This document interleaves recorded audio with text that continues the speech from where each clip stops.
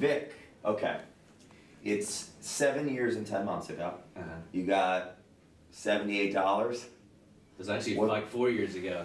believe it or Oh, not. okay, so November 2014. That was the 78 bucks. That's down to 78 bucks. What's going through your head the day of and then a week later? So let's start with the day of. You got 78 bucks. Disaster.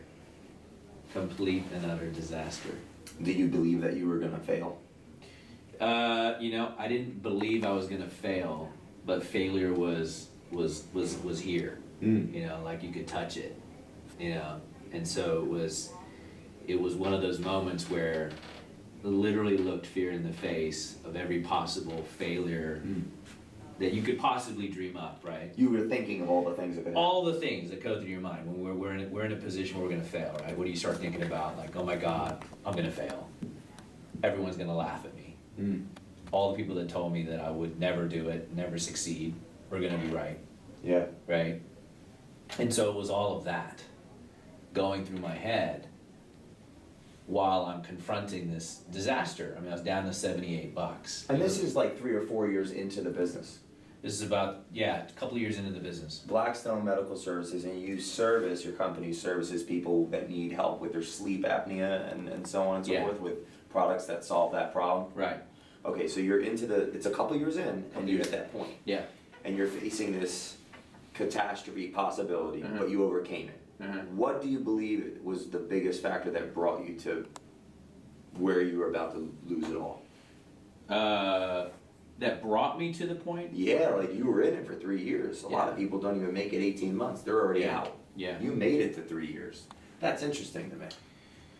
Yeah. Well, I was able to get that far because I had belief in the model. Like I never doubted the business model, right? I always knew that it would work as long as I put the right ingredients together for the cake. Okay. Right? I knew that if I put the right amount of eggs, the right amount of flour, and I whipped it right enough, You're a baker. I'm gonna be a baker. So people will say, well, then how did you get people to invest money in your business when you were losing $25,000 to $30,000 a month in cash? Right? It's a great question. Yeah. Well, the reason I was because I was able to get people to buy in and believe in the idea and the purpose of what we're trying to do. And I think that's the key. Was that, as things were sliding down and you personally were in a really tough spot a couple years ago, you were able to raise the money necessary to revamp things and move forward? Yeah, so I knew I'm heading in this direction, Okay. and the business was doing better in terms of sales. Okay. But there was still a shortfall. It wasn't producing enough. So I was able to get people to believe in, hey, eventually we'll get there. It's like Amazon. Amazon lost millions for years. Yeah. Right?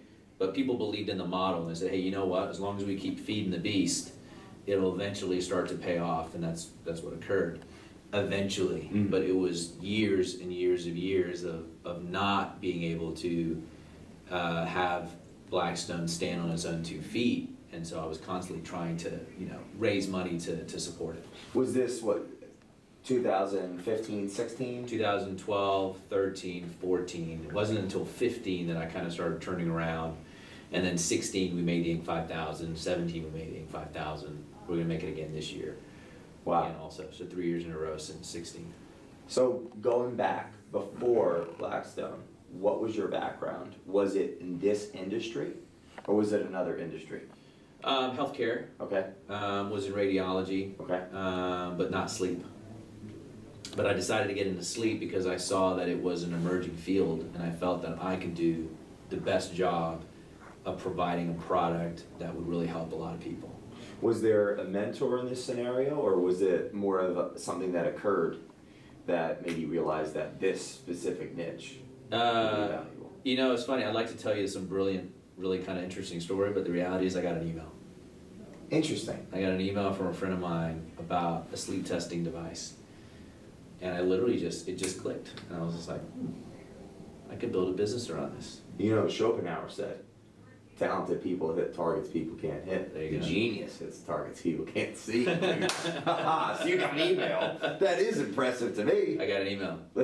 You got an email of a new invention or something? No, I got an email that it was from a friend of mine, that it was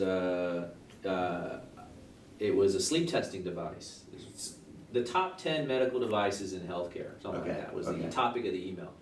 So I'm reading the email and I see sleep testing device. I'm like, And I knew at the time that, I'd been in healthcare for so long, I knew that healthcare was going to a stage where testing was going to be done in the home. And that's where it was going to go. Okay. That's the future of healthcare, right? In the home. Yeah, the more things you can test in the home. I mean, like, let's say you want to check your blood pressure. Would you prefer somebody sends you a blood pressure kit that you can just, check, or an app on your phone? Or do you want to drive in your car, go to the hospital, go to a clinic? You don't want to do that, right? It's convenient. Exactly. Right? Yes. So I knew that that's where healthcare was going. So now, when I saw the device, I was like, it just clicked, and I was like, okay, I think I can do something with this. And I literally Googled manufacturers of sleep testing devices, found a sleep testing, two or three sleep manufacturers, one in Australia, another one here, contacted called their corporate office, met their sales rep at Panera Bread, and literally got one device, right? I started with one device. I went knocking on. So how does that, was that a skill set that you had been, competently habituating in the prior work that you did in the medical field? No. What was your day-to-day before you saw this email? My day-to-day was managing radiology practices, right? I was a president of operations for a radiology practice that I had started when I was 25 years old, built it up and sold it, didn't make any money, so I ended up working for the company that bought me out. Wow.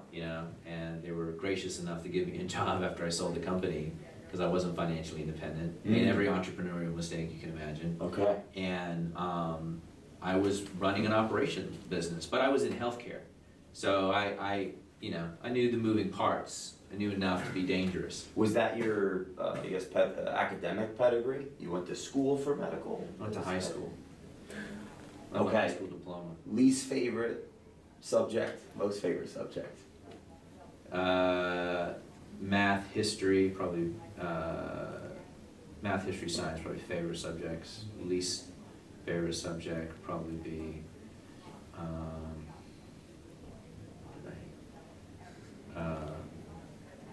geography. It's funny because math, history, science, you're a learner. Yeah. You like to learn. Yeah, I like to learn. Love to learn. You almost encompass Always the human genome right there. Yeah. Math, history, Exactly. we both love to learn. So, math. Math, history, or science. Which one's your most really engages you of the three? The most. History. Okay. Why? Math. Well, I think there's a lot to be learned from people and situations that they've been in, and mistakes and victories that they've had. I think there's a degree of technology that you can pull out of things that people have done that have habitually worked. Right? Equally, we know habitually that when people do certain things, it causes a failure. Yeah. Right? Well, the opposite must be true. Right? If we know people do habitually certain things, you're gonna have success. Like modeling that. Absolutely. Did you have this thought in high school or as a teenager or even younger than that hey, I can stand on the shoulders of giants? Yeah, totally. I daydreamed most of my childhood. What age did you start daydreaming? Like I was anti-Santa Claus. Oh, really? Okay. Yeah. I was waiting for Santa to show You up. were? Okay. Was there a point in time where something occurred where you said, no, Santa, and started thinking outside the I box? was probably 8 or 9. Okay. Yeah, I just knew that. I knew that I was going to be successful. I didn't know what that was going to be, but I knew at a very young age that I was going to be successful. Yeah. And that I didn't need to worry about the details of things. I just needed to know and keep my mind on the fact that I was going to be successful. And I think for my greater childhood years, I was in a daydream. I would daydream in class. I mean, I was a CD student at best. Yeah. Barely graduated high school. The only class I got an A in was math. And Interesting. and I daydreamed all the time. I mean, I was 18 years old. I bought a briefcase from Staples because I wanted to be a businessman. I didn't know about business. So it's interesting. I'm growing up. I'm an early adolescence like that. We lived in the basement of this big house in northern Jersey. and the woman that adopted me, Barbara. Upstairs is Joe, her brother-in-law, who's the mason, the builder, came off the boat. Yeah. God wanted to be upstairs, so I wanted to own laundromats at first. That was it, right? Daydreaming, Right. yeah. What was there a certain business that you wanted to get in growing up that drew you to or was it just anything? It was, I knew I wanted to help a lot of people, and I wanted to do something that created an impact. That's all I knew. I had no other idea about anything. I mean, even when I started Blackstone, I had no idea that, we'd become one of the largest in the country, and Yeah. we'd have 9,000, 10,000 square foot office space, and I literally, probably one of my biggest mistakes was not dreaming big enough, not pushing myself to dream big enough. Do you in your early 20s, or was there a specific time, or was it? I'd say up until about 6 months ago. Wow. I literally, no lie, 2 months. We just moved into this office space, right? I love it, and I like how you have green. That's your logo. That's our colors, yeah. Yeah. Right. It's green and black and white. Creates alignment. So I remember, literally about 2.5 months ago, we moved in this space. We have staff meetings every Monday morning, right? And nice. We bring the whole team, everyone here that's at the corporate office. And I literally I told the team, I said, you know what? It just hit me the other day. Walking around this office space, I'm like, I'm responsible for all this shit now. And I never thought about it before. It never occurred to me that I solely was responsible for everybody here, the hundreds of employees that we have, their families, and everything else, and all the patients that we see, and everything that's going on, I'm responsible for it. And it never occurred to me that it would ever even get this big. And we're scratching the surface. I mean, we're gonna be 4, 5, 10 times the size in another 3 to 5 years that we are now. But it didn't occur to me, and it hit me like a ton of bricks. When did it hit you? It just hit me. The day I was walking around the office after we moved in here. The last 2 months? Yeah, the last 2 months. It hit me, and then I was thinking, you know what? I actually didn't dream big enough. I actually didn't think big enough, and that's why, this morning I was talking at USF to the entrepreneurial college, and oh, nice. yeah, and I was just like, you know what? Think bigger than you're thinking, because however big you're thinking, you'll outdo that think. Yeah. You'll outdo the think. You don't think that you can actually be that big, but you can, and then some. And so now I'm trying to think bigger than I usually think. How big can you make it? How big can you be? Where can you go? And I didn't really think that big before. I mean, I told you, I knew that I'd be successful, but to what degree? Well, you said you have all of these employees. I walked in, the energy was it was like above pride into courage, kind of like smiling. Even the random guy in the pink lobster tie walks in. I got smiles, not frowns, right? And there's an alignment there with the influencer yourself. Well, something I learned the other day, or thought of the other day. No, I was watching it was a psychology lecture, right?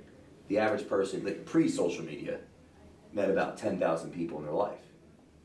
I mean, if you just do the math on that, you have all these employees and all the families that are aligned. They love their work, they go home, they do treat their kids differently when they love their work, and it just trickles. It does. So much impact is there, and we don't think about these things. No. When that hit you, you feel like you get up earlier and go to bed later, or has there been a paradigm shift in you as a leader? Yeah, of course. Yeah, a lot more cognizant of just the fact that the decisions I make affect others, and I got to take care of myself, and I got to make sure that I'm doing the right things and setting the right example as best as I can. Look, no one's perfect. Yeah. I mean, we all make mistakes and we all have errors in life, but I think that when it hits you that you're not just responsible for yourself, the things that you do and you decide to do can affect a lot of other people. It's a different level of responsibility. I love it. I embrace it. I live for that. You know what I mean? I wouldn't want it any other way. Yeah. But it does change you, for sure.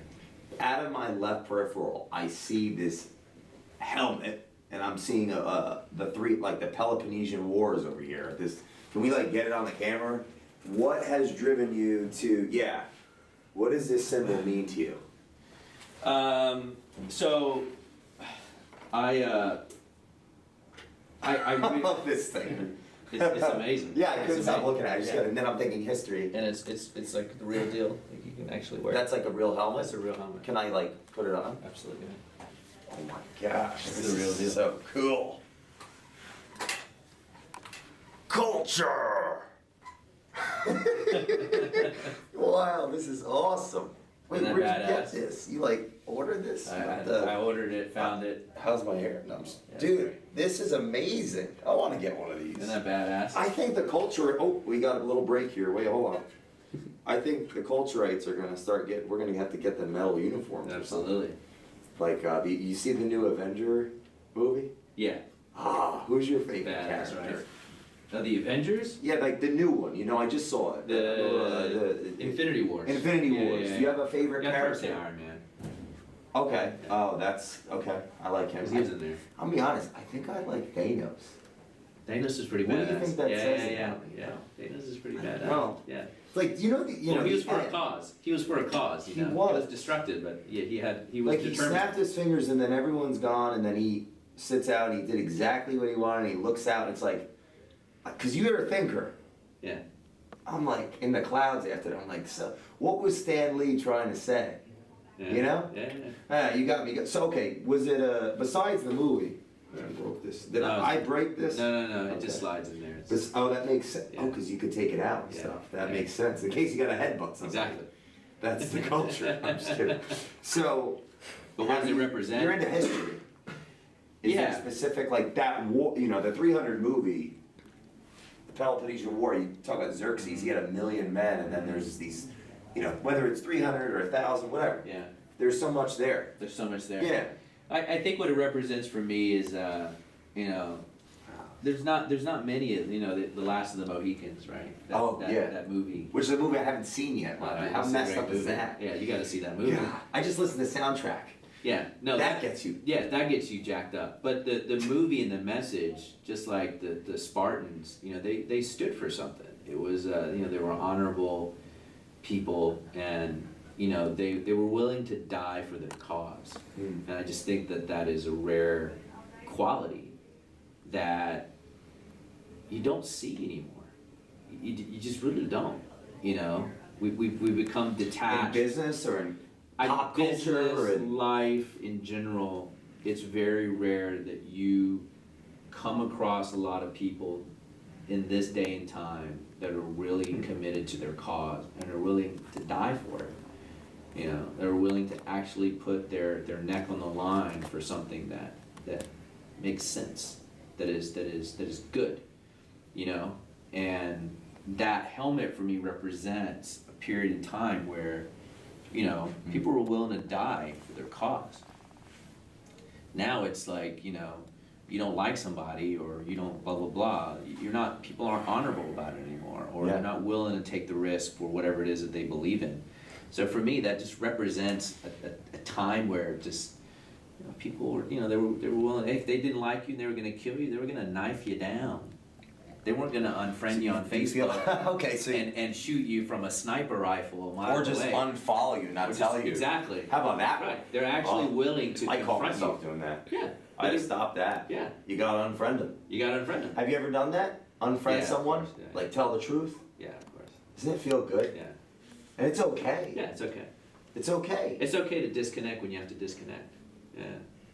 It's all right. You're right. You think that, or was it that type of conviction and purpose-driven thought process, belief that got you through that time that was very shaky and very difficult, and the world's crumbling around you because something had to move you to be able to service another person? Maybe they have a problem.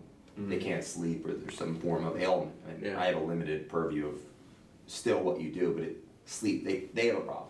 Yeah. You have a product that solves it, correct? Yeah, we have a product that will test a patient for sleep apnea to see if they have it. We will diagnose you, tell you if you have it, and tell you what you should do to get better. Okay, so that takes attention. That takes listening. That takes question. I watch your sales videos and explain Yeah. it like you understand that at a Yeah. high level. Yeah. It's hard to do that when your cortisol's up and you're stressed out and the credit cards are calling you like Andrew Carnegie trying to finish the first bridge. I know. Who does start with money? Right? Right. The company or the country didn't. Right. Right. So was it this this symbolizes that mindset? Yeah, of course. Where does it come from? Can it be learned? Can it be taught? Can you buy it from a course? Or is it all of it? What's your personal subjective belief of that? Because you've been able to overcome it. I mean, you were on the end of it, Yeah. and willing to be vulnerable and admit that. And now you're at the other side. I just walked in this beautiful 10,000 square foot office.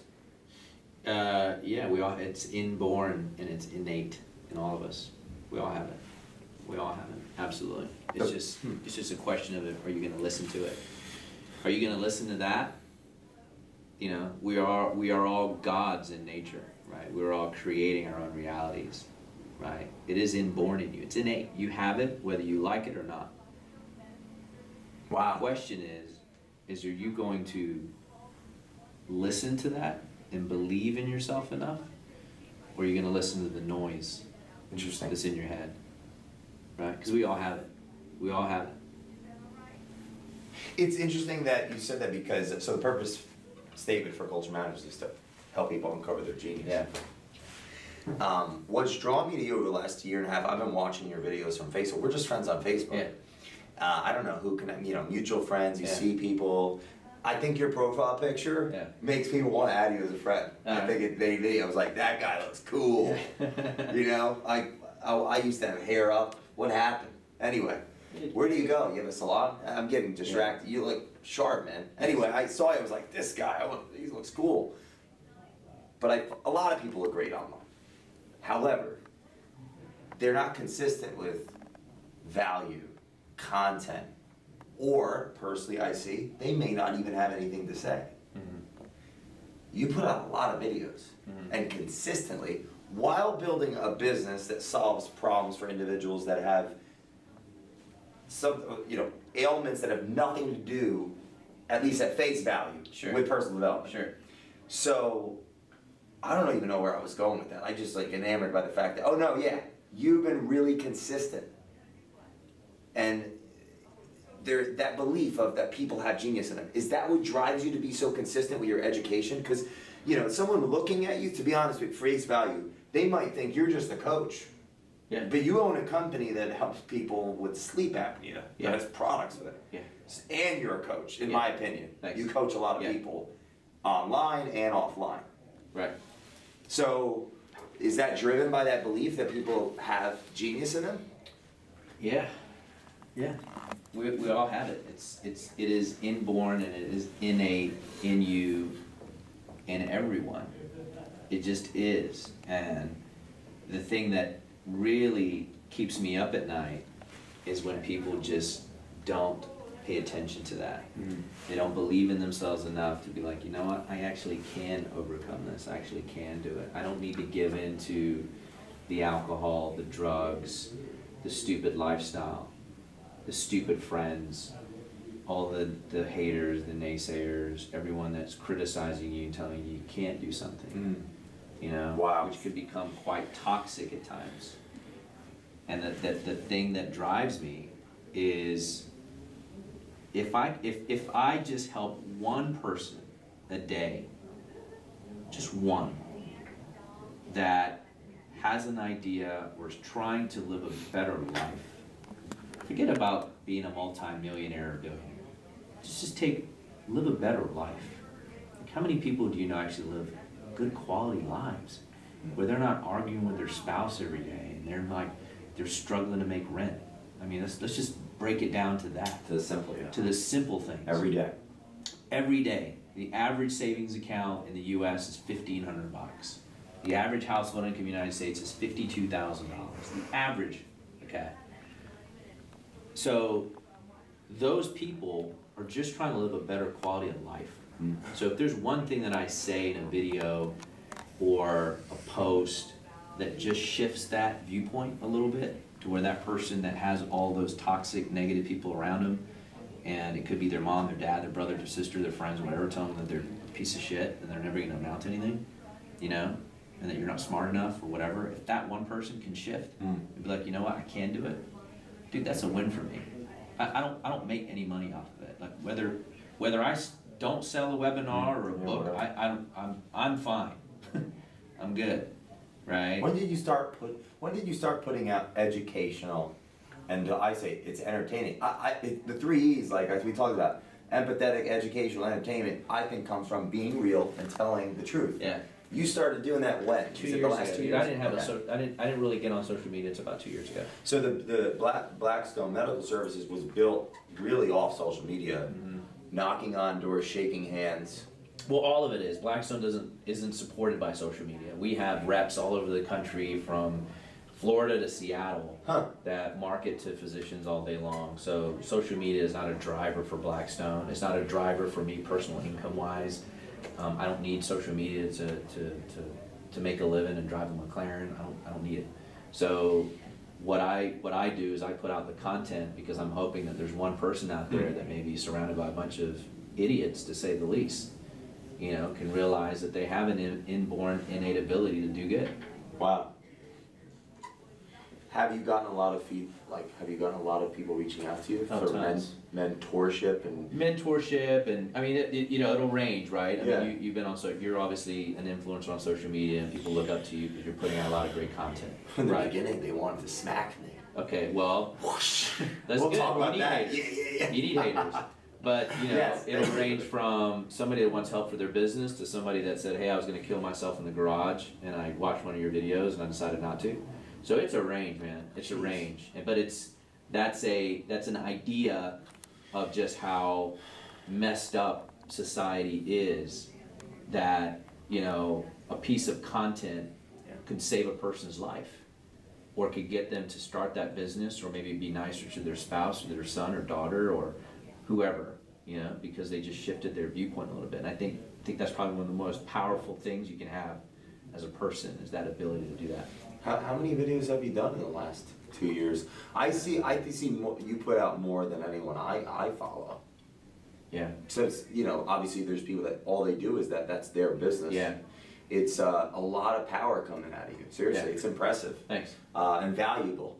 And you have something to say, which is so not the norm. No. As far as mentorship or development, are you a reader? Are you? You've always been a thinker. That's obvious. You see pictures. You see in pictures. You see in words. How do you think? I see in pictures, but yeah, I'm definitely a reader. I read a lot. I read anything I get my hands on, really. Anything that I think is inspiring or that's going to help me in a situation, or learning about. Like the last book I read was Elon Musk's book. The one with his face is on it, and there's like a weird There's metal object behind him or the something? conduits of the actual engine are behind. Yes. It. Yeah. What was a? You always keep it real. Something that you don't agree with, and what was something that you really agreed with in that book? I really agreed with his tenacity to be successful and to make a difference. Like it really resonated with me that he was willing to put it all on the line, like the Spartans. Right? Yeah. He was willing to put it on the line, Love this thing. and he didn't care, right? However, I think he could have been a bit smarter about things. There was a point in time where he was renting a house because he had no money left, right?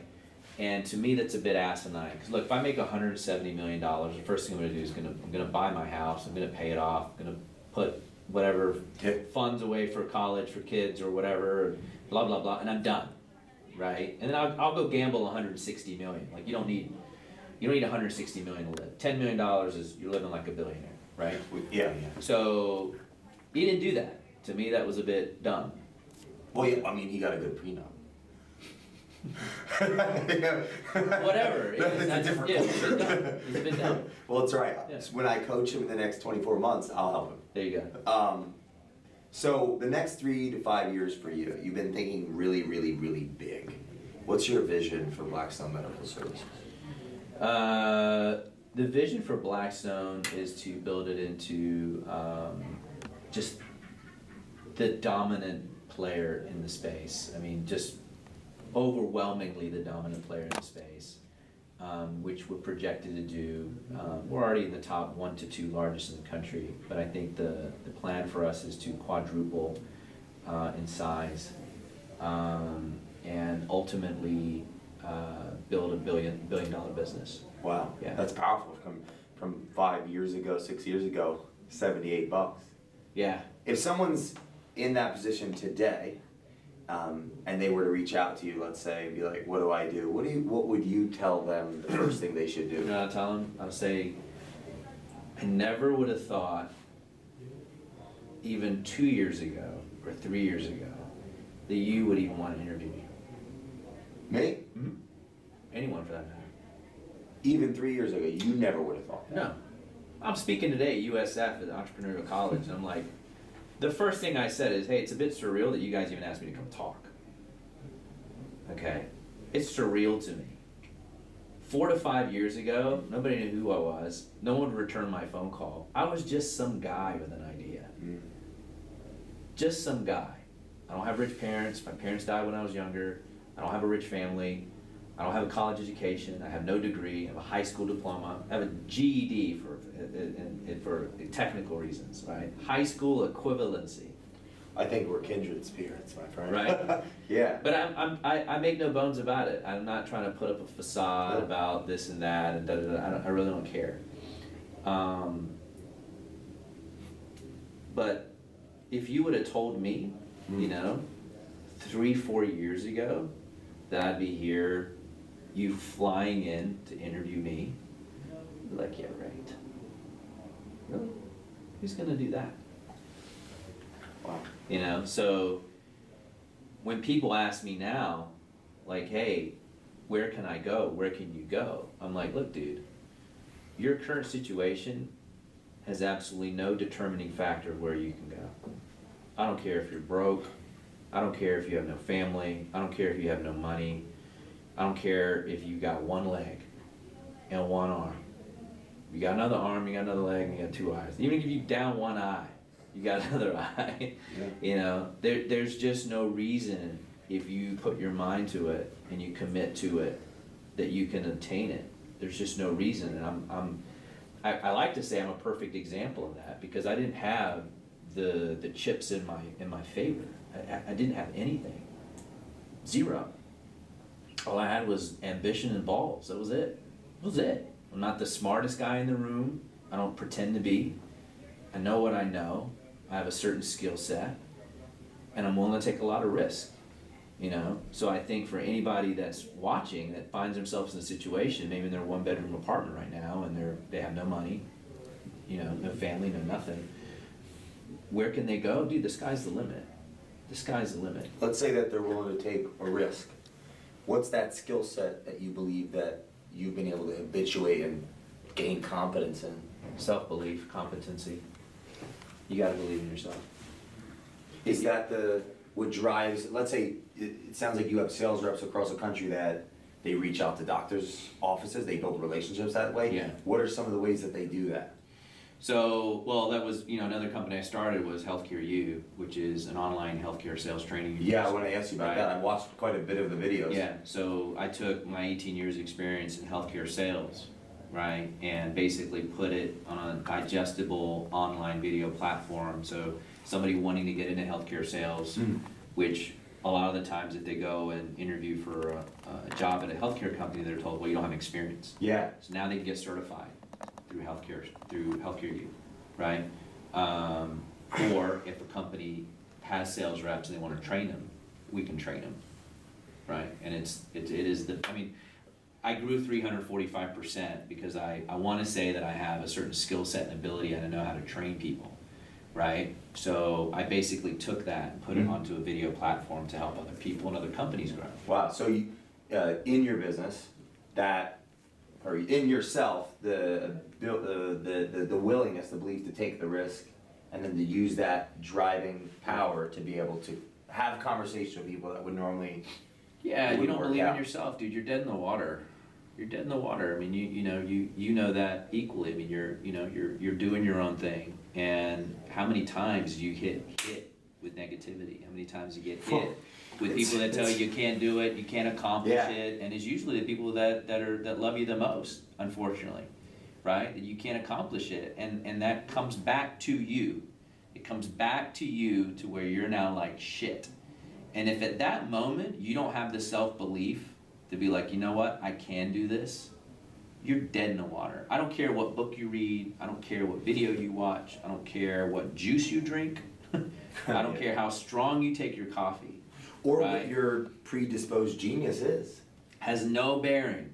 It has no bearing. It's like you're shackled. You're shackled. If you don't have that belief in yourself that you can actually do it, and that's why I tell you, everybody has it, man. It's inborn and innate in each and every single one of us, and I know that.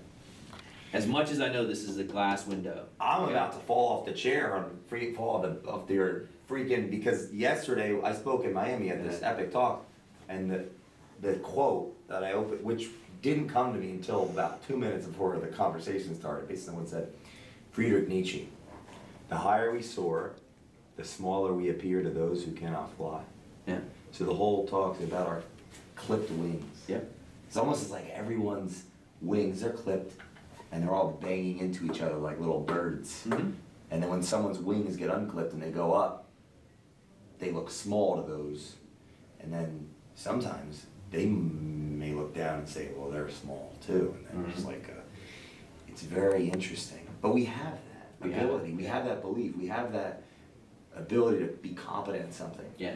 Was it a specific, so, okay, you're before Blackstone Medical Services, did you think like this? Because there was a point where things were working out and then not working out.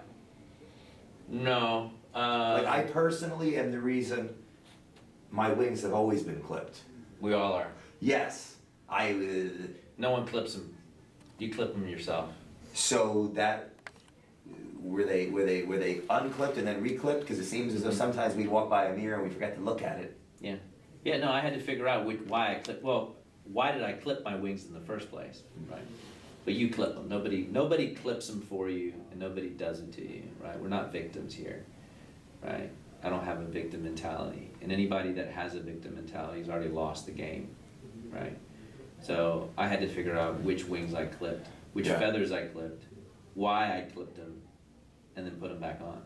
So it's not that I wasn't confident before. I was.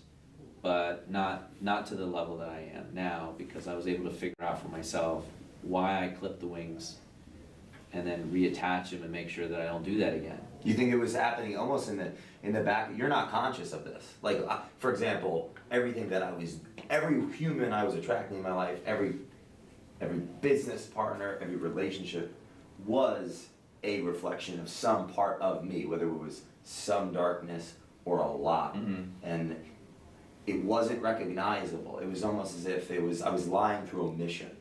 So a relationship that I got in, I wasn't available emotionally. However, they thought I was, because I would do the opposite with everyone else. I'd be very loving. Right. I would actually be very loving, Right. but it's almost a falsetto love. Yeah. And then they would be like, wow, you're different. And I'm like, yeah, but I was lying through omission. Yeah. And it was like, kept happening Yeah. and happening. And the energy was not where it should have been, which would be here and, you could say metaphorically here and into the business, into solving problems with other people. Yeah.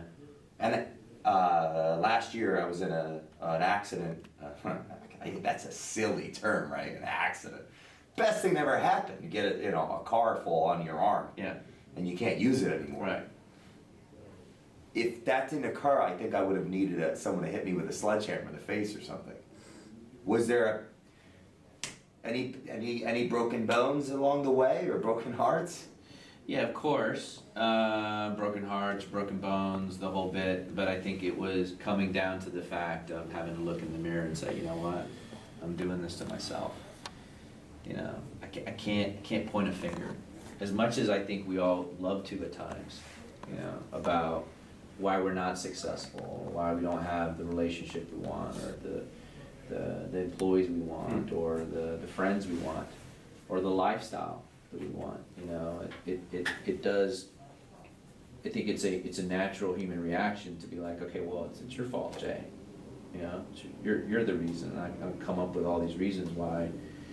Because the color of your tie, and it has lobsters on it, it's and then I get offended, right? Yeah. That's the normal. Yeah, but it's very easy to point a finger. It's very easy to point a finger. And so I think when I got to a point where I was like, man, I ran out of fingers. Interesting. Did you try your toes? I mean, that counts. Dude, I used my toes and other things, and it was like, dude, I was done pointing, you know, and I literally was like, okay, if I don't get in life to where I want to be, I knew without a shadow of a doubt, the cold hard reality was it was going to be my fault. It wasn't going to be because of an ex-wife, an ex-girlfriend, a business partner, friend, employee, client, any of those reasons, right? And that was the reality. And the minute I adopted that was really when things started to turn around for me more, where I was like, okay, you know what? I got to take responsibility. You know, it's crazy that, well, it's not, it's energy. You brought up the lobster. Any particular reason? Was it just you saw it, or? No, I like the lobster. You know what it represents? What? Responsibility. Does it really? It's all about symbolism, man. Yeah, lobsters predate trees, and we share a lineage with lobster. I mean, you get lobster antidepressants, and it affects their serotonin levels. So there's a book that's been very popular as of recent by a psychologist from Canada named Jordan B. Peterson. It's called The 12 Rules for Life. Have you heard of it? 2.5 million copies sold in the last 9 months or something. 100 cities this guy's been to internationally. Wow. One of the chapters talks about a lobster and taking responsibility. So it's just very interesting. Yeah. And a lot of what we're talking about today was the specific talk that I gave yesterday called I Quit. Every Day I'm the Entrepreneur, and it was about the antagonized. Yeah. So I'm very, we're aligned right now. This is wild. Yeah. I have a question. There's green on your walls, and I walked in, I saw the logo, and was that on purpose? Yeah, it's our company colors. Yeah. You talking about the ivy? Yeah, it just, you know. The green ivy that's in the lobby? Yeah. Well, yeah, I had an interior designer do the office, and we came up with this kind of, we wanted to use our company colors, and I wanted the lobby to look really warm and non-medical. So we threw the ivy up there. Yeah, so the reason I asked it, I've seen it, you talk about sitting down, listening, and thinking. I've interviewed some really wonderful people that had very clear alignment with their employees, where the energy felt like it did today when I came in. And every time the colors of the walls reflected the logo properly. Yeah. It's no coincidence. It's no coincidence. Whether they were conscious of it or not conscious of it. Conscious of it. It's okay. Yeah. Interesting. Yeah. I can think of a couple in particular they weren't. Yeah. But I would say that unconsciously that's who they were. Mm-hmm. It's like, well, I'm not gonna not do it, right? Yeah. So, my mind is racing. Right now, is there anyone in particular that you follow in the personal development industry at all? Biggest reason, like personally, why? I think it takes away from being authentic. I prefer to get my information through reading. Like I like to read articles. I read Forbes magazine, Innate magazine. I love hearing entrepreneurial stories and stuff like that. But just because I'm putting out content, I want it to be authentic to my viewpoint. And I think what can tend to happen is, it's like when you're writing a book. So I'm in the process of writing my book, right? Oh, awesome. And so I try not to read and consume other people's books because I don't want to steal their viewpoint. I want to keep my own viewpoint on it. Respect. So, yeah. Okay, do you have a title picked, or? I don't. Is it life lessons? It's life lessons. It's about how to win in life despite your current situation. How to really come out of a really shitty situation that you're in and get out of it and really flourish and prosper. And that's what the book's about. Really, it's a enlightening read. You spoke at this college today. Yeah. What was your talk about? The top 3 things that are important to success. What are they? So the first thing is that a lot of entrepreneurial people make these mistakes. They wait for everything to be perfect before they start, right? Meaning Yeah. they have to get the business plan together, they get the website together. All you need is $78, dude. Yeah, if that, right? They wait to get everything perfect, and that can take years. I mean, I remember talking to a guy in 2012, and he was working on everything. And I ran into him like 2 months ago, and he's still working on everything. Ah, darn. You know, he'll get it perfect. Yeah. He'll get it right. And when he gets it right, he's gonna start. You know? So that's number one, is you don't wait for everything to be perfect. You just start. Yeah. Okay. Second thing is that you don't need money to be successful. You don't. It doesn't take money to make money. It takes courage. You gotta have courage.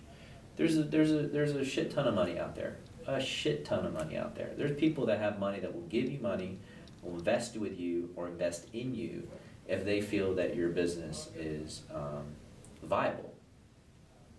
Look around. That's why there's so many startups, Yeah. companies. I mean, Jeff Bezos didn't have all the money to do Amazon, right? But people will invest with you if they It was think his that your business is parents in the viable. beginning. Yeah, exactly. And then other people, friends, family, blah, blah, blah. So that's what it takes, right? It doesn't take money, it takes courage.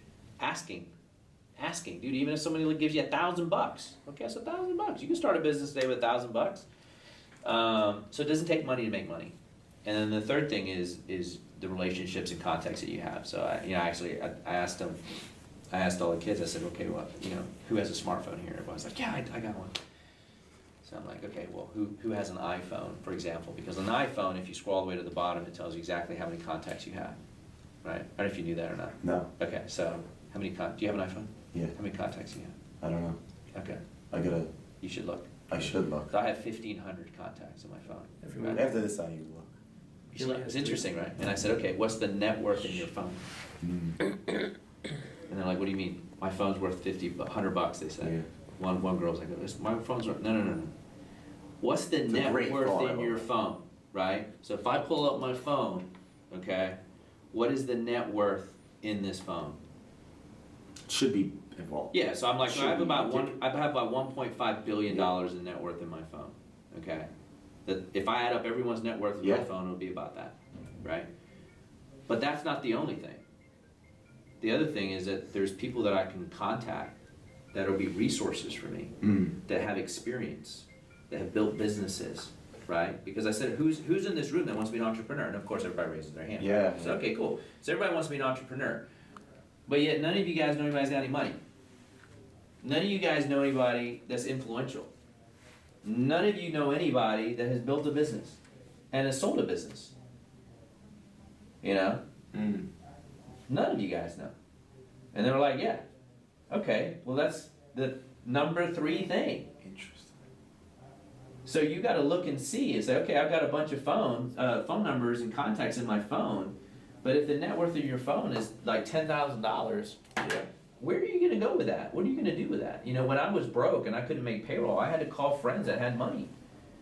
Now it's a symbiotic relationship, right? It doesn't mean I'm not sending the message obviously that says, hey, I'll only hang out with people that have money. No.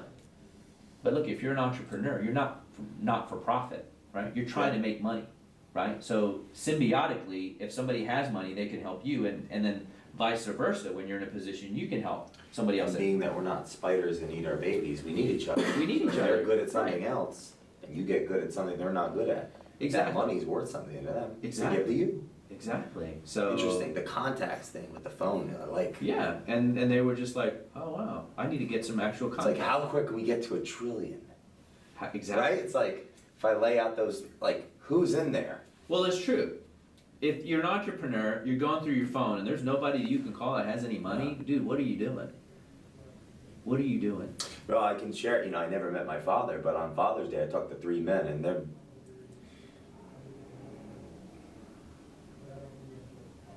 $330 million average, Yeah, and I wasn't asking them for advice. right.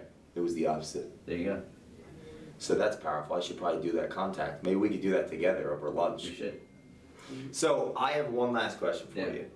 Let's say that it's going to be in February 8 years that you've founded, overcome adversity, and stepped on the other side. Of course, the adversity never stops because this is life. Yeah. And meaning's created through overcoming it. Yeah. What conversation are you going to have with yourself, I don't know, 8 years and 10 days ago for, you have a minute.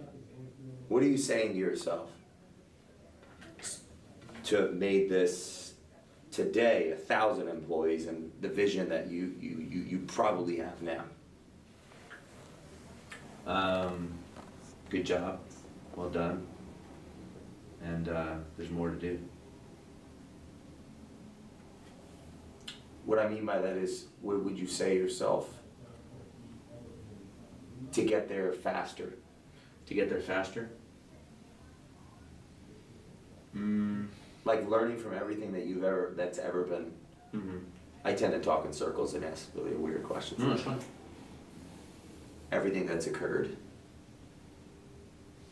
Because experience, well, it's not material, it's immaterial. So it didn't have to happen.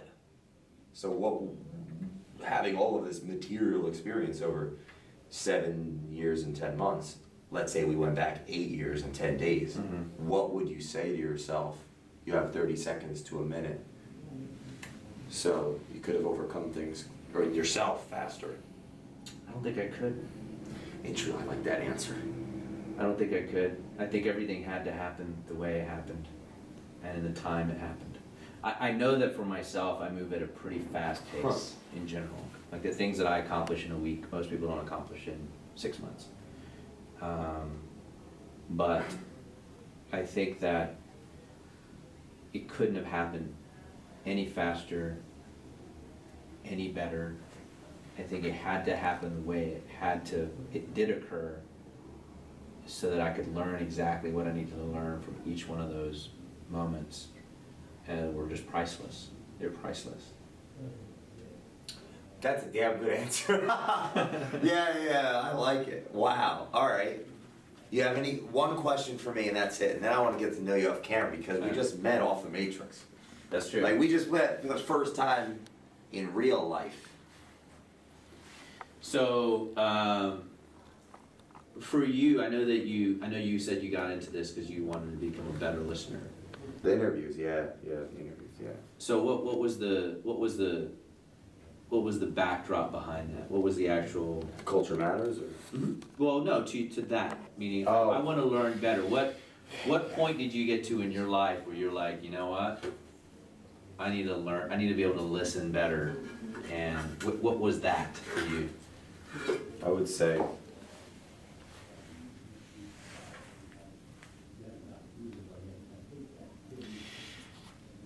I've had a belief system.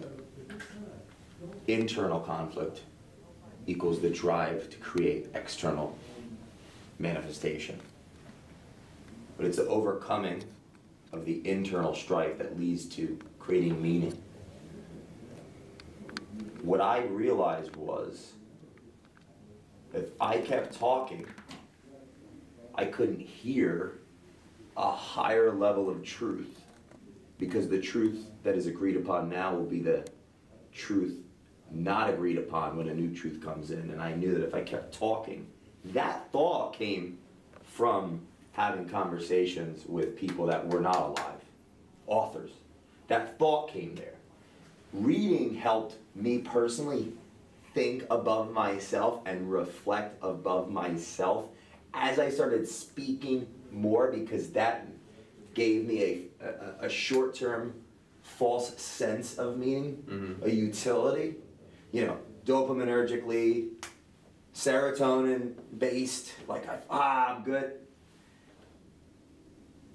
And the more that I did it, the more other people wanted me to do that. And one pattern I recognized was still something was missing. And I noticed that the more you talk and do have something to say, people don't expect you to listen. And I had a hypothesis that if I don't start really listening, I'm going to limit my power. That was the psychological idea that I created. after I was hurt in this accident, and the prognosis was I'd never be able to use my arm again, I put out a video.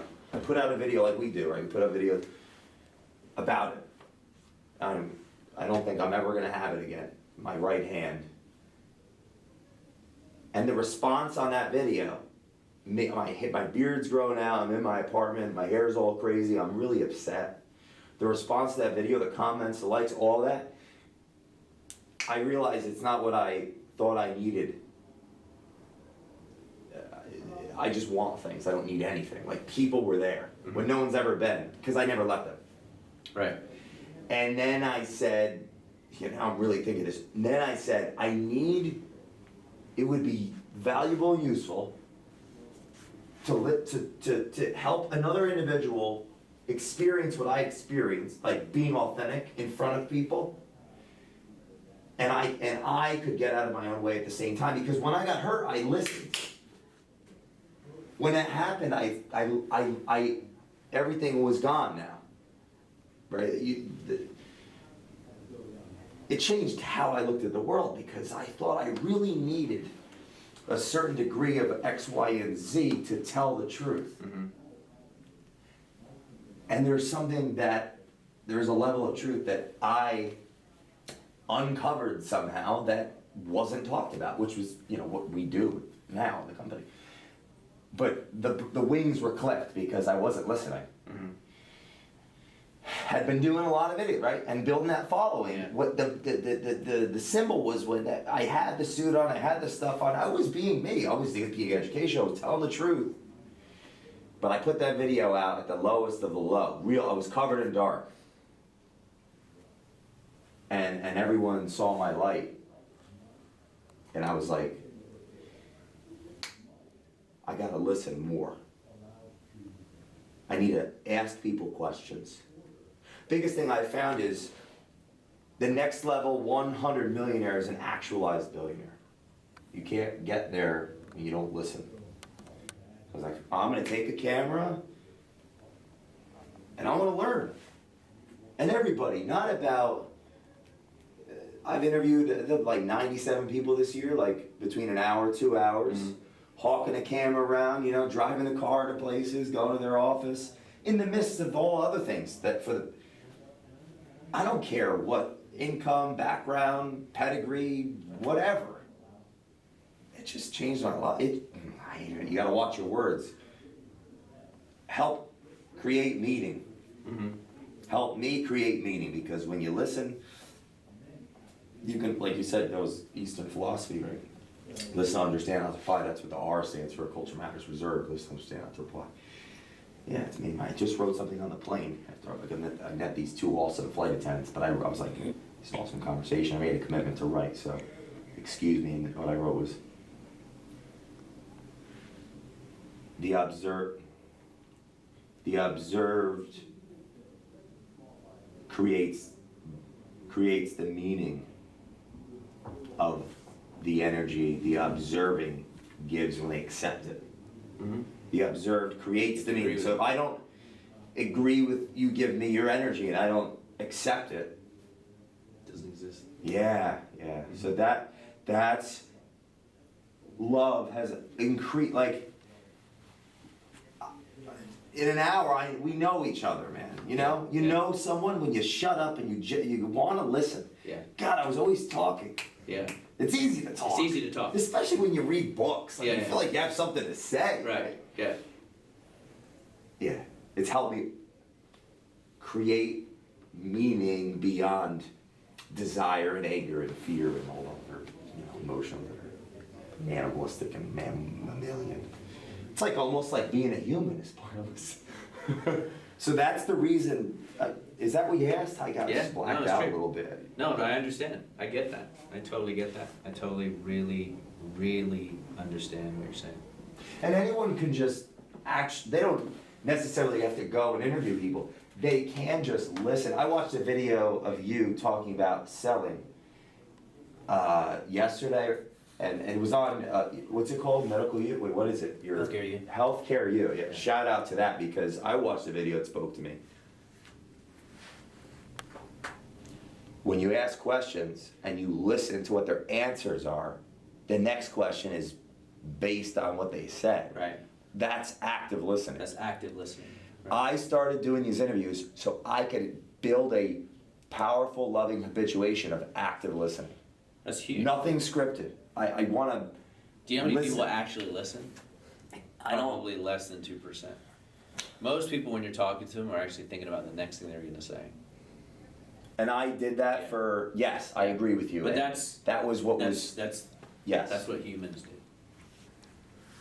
So you stepped above it. Yeah. The overman. Yeah. That's how I got so many books to do. Yeah. Yes. You stepped above it. Yeah. So congratulations. Dude, this is awesome. Man, we gotta do this again. Yeah.